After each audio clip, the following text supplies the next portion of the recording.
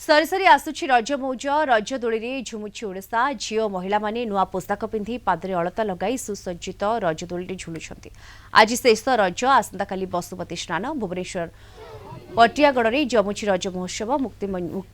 मुक्त मंच नाटक विभोर होउछंती दर्शक एवं उद्घाटन समारोह में किट किस प्रतिष्ठाता डॉक्टर अच्युत सामंत मुख्य अतिथि भाव जोगदे उत्सव को उद्घाटन करते। विभिन्न प्रकार दोली लगा सहित झील और महिला मध्य झोटी चिता मुरुज पिठा नाच गीतर प्रतियोगिता आयोजन करा सहित मीना बजार आयोजन केशव चंद्र पात्र नाट्य स्मृति कमिटी पक्षर पटिया नीलकंठेश्वर मंदिर प्रांगण में चली महोत्सव आसंता 18 तारिख में शेष हो।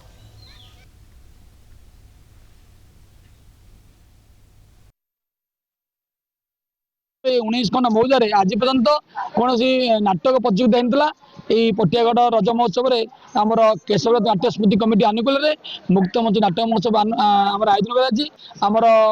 अच्युत सामंत सार आसते उद्घाटन करते बहुत किसी आमको उद्बोधन देते शिक्षा देते आम बहुत खुशी सार करकमल काली आम अनुष्ठान को उद्घाटन करूँ। आम पटियागढ़ में यहाँ रज महोत्सव प्रथम कर आयोजन कर स्वतंत्र कमिटी कराई